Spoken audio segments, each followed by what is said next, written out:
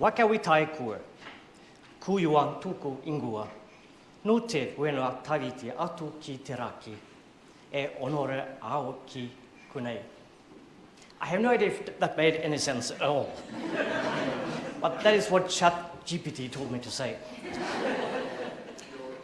My name is Johan Eklöf. I'm a Swedish bat scientist from Gothenburg on the west coast of Sweden. I defended my thesis on bats and vision 20 years ago. And then I've been working as a conservationist and ecologist, mainly as a consultant on my own. A year ago, I switched, and now I'm working with a bigger company called EnviroPlanning in Gothenburg. So what I do is I work with bats full-time.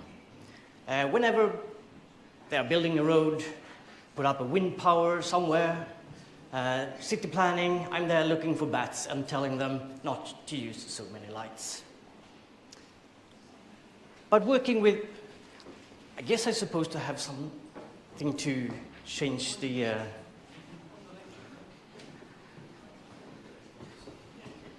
I've seen people holding things in their hands.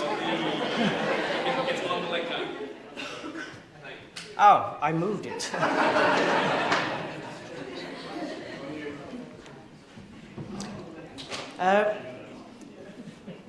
One of the advantages of working with animals that sleep half the year, well, at least in Sweden, is that I have time to do other stuff as well. Writing books, for example. I've written a few bat books and children's books and even tried poetry once. But it's my latest book, The Darkness Manifesto, that actually brought me here today. It's now published in 15 languages, and I was happy just to publish it in Swedish 4 years ago, and now it's taking me everywhere. It's fantastic. I think there are a few copies left on the table. I think they're all sold out. They're sold out. It's good or bad, I don't know. Good for me, anyway. But it all started in 2015. Me and a colleague, we were surveying bats at old castles in southern Sweden, mainly in the gardens of the castles. And, well, not the worst job I've had, I must admit. But when we were there, we realized that the castles were not very lit up. Not compared to the churches, which had floodlights all around.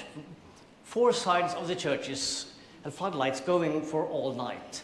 And I have never really realized that before, that all of those buildings were so bright. But as a bat scientist, it was a bit embarrassing, perhaps, not really have seen that before. And I never realized that maybe this is bad for the environment, this is bad for the ecology. But I wasn't alone. Not many people had realized that at the time, except astronomers and probably a good bunch of you in the room here. But otherwise, I wouldn't be that embarrassed. But we decided to do something about it. But let's start from the beginning. The oldest bat fossil is around 55 million years old. And already at that time in the Eocene, they looked like bats as they do today.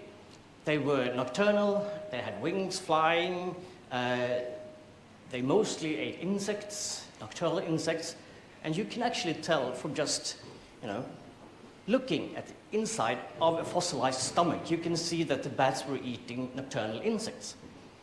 So they were pretty much as they are today. And today we have 1,400 species of bats, which is more than 1/5 of all mammals in the world.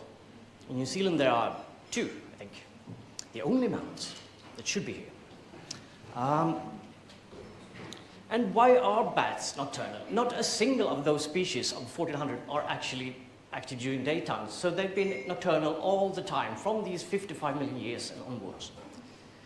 It's because darkness is safety. Not a single predator can actually catch a bat on the wing in mid-air in pitch darkness. When bats use echolocation, they can fly however dark it is. And it's their way, it's their success in life. It's their way of being safe from predators.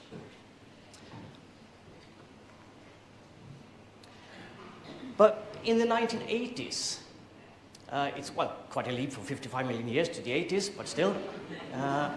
When my supervisor at the university, Jens Rudell, when he was a PhD student, nobody really knew much about bats in Sweden. They were considered pests, almost. So he started from scratch, trying to find out where do they live, what do they eat, when do they fly, what are they doing? And he started churches and churchyards. And he found out that 2/3 of every church in the western parts of Sweden had their own bat colony. And it was mainly these guys, brown long-eared bats, pretty common in Europe, northern Europe anyway. And they are what they are called. They have huge ears. The ears are almost as long as the body. That makes them, they can shut off their echolocation. You know, bats use echolocation. They scream and the sound bounces off something and they know that something is there. But they can turn off it and just hunt silently. So they can hear a moth flying, they can hear a beetle rustling about somewhere. And they fly slowly, very close to vegetation, and they pick insects off leaf and branches. And that's important, I will get back to that. And they like the big attics of the churches, because they can fly indoors when it's not especially good weather outside. So they can catch all the spiders and flies on the walls. And it's also close to the often very lush gardens outside the churches. A lot of big trees, and the biodiversity can often be quite good at churches if they're well run. And the churches have been standing there for almost 1,000 years sometimes, and the bats probably have lived there since. And as we know where the bats were about in the 1980s, we can just go count them again. And, well, I was going back. There you go.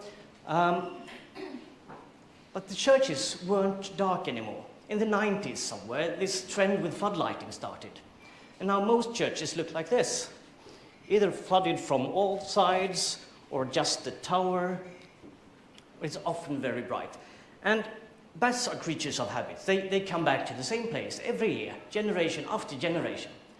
So, as we know where they were in the 80s, we can come back 30 years later to count them again. And so we did. And we found out that not 2/3 of the churches had their own bat colony, but 1/3. So half of the colonies had gone missing in 30 years' time. And these bats can actually be 30 years old. The record, the longevity record of a bat this size is 42 years. So some of these bats may actually have witnessed the whole process of half of them gone missing. Some of these churches, they were actually still dark, no floodlights whatsoever. And at those churches, the bats were still around. But in churches like this, there were no bats at all. But we also had some in-betweens, like church, only the tower was lit, and the bats could escape in the back. So it was very easy to find out where are the bats leaving their roost. Just find the darkest point, and there they are. We could also see that they needed less than 15 meters to the closest tree, so they can escape into the trees and escape the light.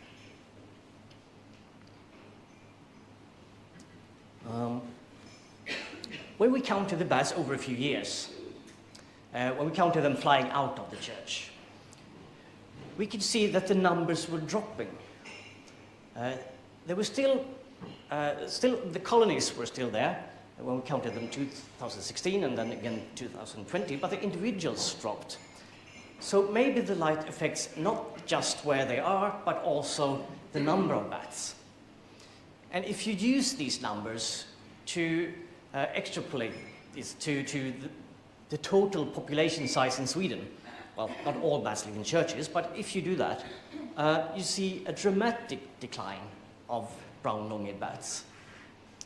And in 2020, this species was introduced to the Swedish National Red List. And that's perhaps the first mammal ever on the red list due to light pollution, at least in Europe. We couldn't let this go to, so we did some more studies here. We tried to find a threshold. How much light is too much light for the bats? So we measured the illuminance of the church wall. How many lux is the maximum amount for the bats to pass? And we found it to be 1.25 lux, equivalent to 4 full moons, more or less. I know that's not on Annika's list of good measurements, but it's a good way to tell people how much that is. If it was brighter, the bats would just take another way. So that is the sort of thresholds that are very good to have. This is just one species, one particular setting, but at least it's a number to start with, and we should have more of those. But we shall not blame the church entirely for this lighting business. We put light on everything, don't we? All buildings, factories, car parks, recreation areas, offices. This is Gothenburg University in the middle of the summer at 1 o'clock in the night. I know scientists often say, well, I work all the time. They don't, but it looks like it. And this is an interesting thing. I was driving alongside a lake, a forest road, alongside a lake, late October, which is autumn in Sweden, so it's dark. I was seeing this strange cage lighting up the road, so I needed to step out of the car just to see what's happening here. It turned out to be a paddle court. I don't know if paddle is a big thing here, but a few years ago everybody was playing paddle in Sweden. So it was 30th of October, it was dark, it was raining, and nobody was playing, of course. But this is what we do. We put the lights on, and we leave them on without even thinking. All bridges are just like churches. We like to show them off. So if people come driving from far away, the municipality wants to see, there's the nice church. Oh, look at that bridge. So you can see them from far. But what you don't realize is that there are often bats hunting at these bridges. That's a Dobentons bat. It's a bat specializing to hunt over water, still water. So it's flying 15 centimeters above the water, catching insects from the surface. And when it gets to a place like this, it just turns around. This is just too unsafe for the bats. And it's not just the water specialists. All bats use waterways as sort of highways. There's a lot of feeding areas along the way, shading trees, protecting them, and the waterways are often connecting green areas, so you can use the waters as dark corridors. And we did a sort of a small pilot study. So we just put a torch in one of those openings and let one of the opening, it was still dark, and see what the bats are doing. Because they were flying in and out all the time. But when we put the torch here, of course, all of them just choose the dark one. We haven't made this into a full study yet, but it's a perfect thing for a student.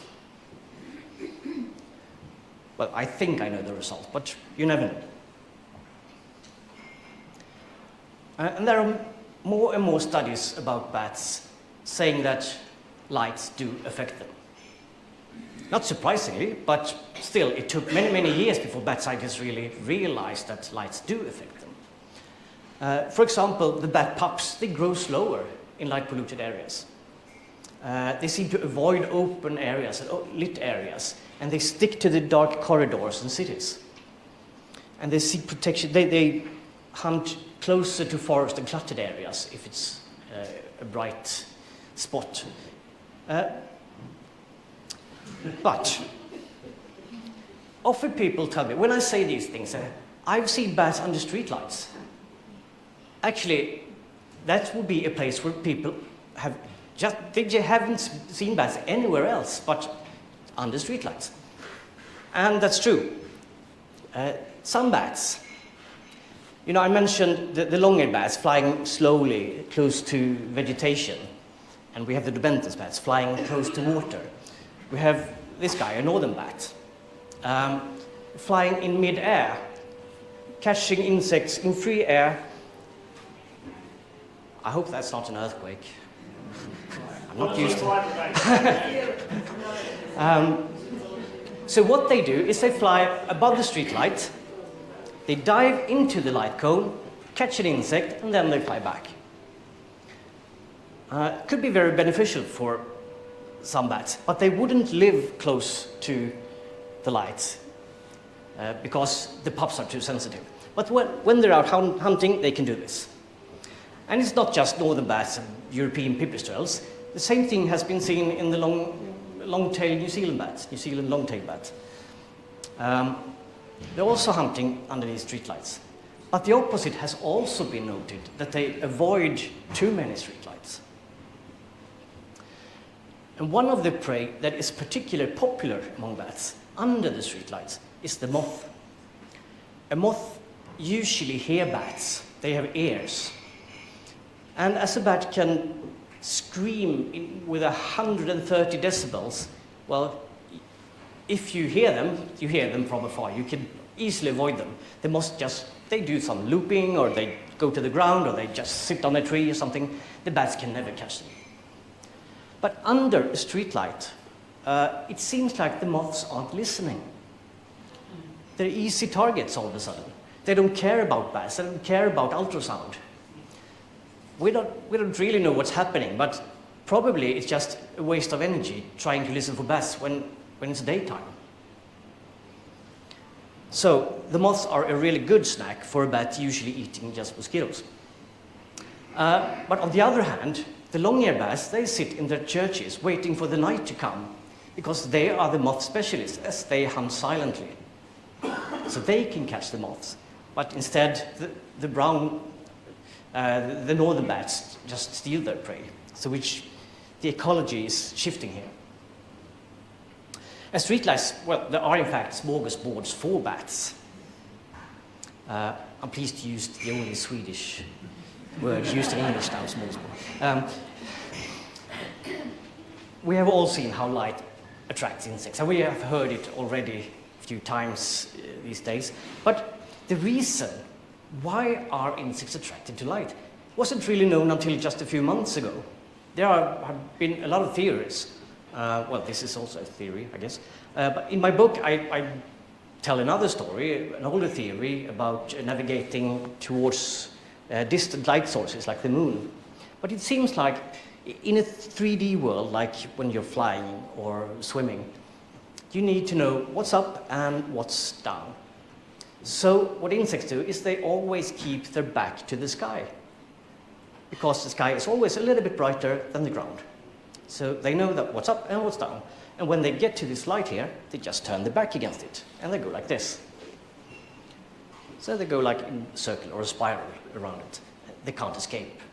So they get eaten by birds in the morning, or they just die from exhaustion, or perhaps get eaten by brave bats or by spiders. You can often see spider webs here. It's perfect for the spiders. And we all see what happens when we put up a light in the garden. We attract the insects. And what happens if you put up a slightly bigger lamp somewhere, like in Las Vegas? Well, in 2019, there were quite a good year for migrating locusts. And a good year for them means they eat a lot, so they can reproduce a lot. And when they reproduced enough to eat up all the food, they need to move. And then they fly millions, billions to find more food. And if you're migrating locusts in the desert of Nevada, you will end up in Las Vegas. And these are just photos from different media and social media and everywhere. And they were full of comments, sarcastic comments, of course. The city of sins, a biblical plague, well, you could tell. But the backside of this is that we heard it already, but the insects are declining. In 30 to 40 years' time, the insect biomass has dropped by 75% in the world. And light pollution is one of the explanations. We have pesticides, we have monocultures. Well, insects have huge problems in our human world. But it's not only the orientation and movements that have effect on insects. The timing of foraging, for example, and the amount of predation on insects also changes. And many stages of the insect life are triggered by a certain amount of light. They know exactly when to get up in the morning, when to eat, when to mate, and also different development stages, like changing from being a larva to an adult individual, needs a certain amount of light in nature. So all this is affecting the insect populations. There's a great summary from 2020 for everybody interested in insects and lights. There was a study in Switzerland, which is another country than Sweden. I'm just saying. They measured the pollination frequency in dark meadows compared to meadows lit by streetlights. So they counted how many flowers are visited by insects and how many flowers are actually pollinated each night. And they found that the pollination frequency dropped by 60% in the meadows lit by streetlights. So now this is not a story just about bats and insects anymore. It's about all our ecology and even us humans and our food sources. Because there aren't many ways to tell the time in nature. We have temperature and we have light to know what time of day it is, what time of the season it is. And light and temperature, well, we're messing with both of these. And so far, we've been hearing about clownfish, turtles, marine life, and we still have a lot to talks. We will hear about human health, for example, that is heavily affected. I won't go into that, but connected to that is also the experience. I'm looking at the poster experiencing awe, for example, that people who do that live longer, they're more happy. And just a week before I got here, this appeared in my garden. My garden is here somewhere. And that was an awe movement, of course. And at the same time, at the mine, not far from me, the bats were dancing. They were swarming outside the mine under the full moon. And I also want to share an experience I had just last week. Another sort of dark sky experience, but indoors. The Waitomo caves and the glowworms. I bet a lot of you have been there at some point, but sitting in a cave environment, looking up at the ceiling, and it looks just like a starry sky. It's amazing. I'd like to end the talk just with the actual manifesto part of the Darkness Manifesto, which is a call to embrace the darkness, protect the darkness, and actually like the darkness. We all need a break now and then, and darkness is like silence for the eyes, so to speak. And I think that was all. Thank you.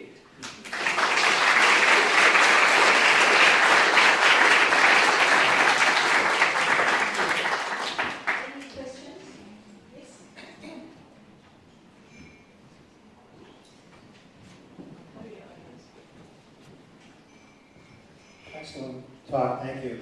been estimating we have about 40% fewer insects now than 30 years ago. My question is, how much that is directly attributable to light pollution as opposed to habitat loss and insecticides, etc.? I'm not sure anybody really knows. A few years ago, I think most scientists said that it was mainly due to habitat destruction and pesticides and our way of doing agriculture, but light pollution is more and more perceived as a potential major driver of this. Well, the short answer is I have no idea. Thank you so much. It's fascinating. Having read your book, it's wonderful to hear it in your own words as well. I'm curious your thoughts about bats as an ambassador here. Bats have almost a bad reputation, as darkness, so particularly after the COVID epidemic. And I believe, if I'm correct, you shared that when they published your book in the United States, they removed one of the chapters on bats because it was perceived as there were too many bats for the US market and the US audience. So what are your thoughts about breaking this down? Well, yeah, it's true that the Americans actually removed one of the chapters. So I'm glad to find the British book here. Bats do have a bad reputation, but I think when I was a PhD student, there were often phone calls to the university about how do I get rid of bats. But most of the phone calls I receive today is about how do I keep my bats. Something has happened. And I think it has partly to do with wind power. Because when we found out that bats are killed by wind power plants, they started to appear more and more in the general surveys and became very ecologically important for all cities, all municipalities. They need to do bat surveys nowadays. That wasn't the case before. So people see a lot of bats and they think, oh, shame that we're losing them, and all of a sudden we like them. Well, it was a little bit dip during the COVID, but I think they're on the way upwards again. In the US, you have rabies, we don't, which is a part of the explanation. Another part is that in religious texts, bats are perceived as the companion of the devil and stuff. But there are so many other traditions throughout the world where bats is perceived as a symbol for happiness, for example, like in China. In old Swedish tradition, it's a symbol of love. You can make a love potion from the bat's blood, for example. Oh, sorry, I could talk about that for ages.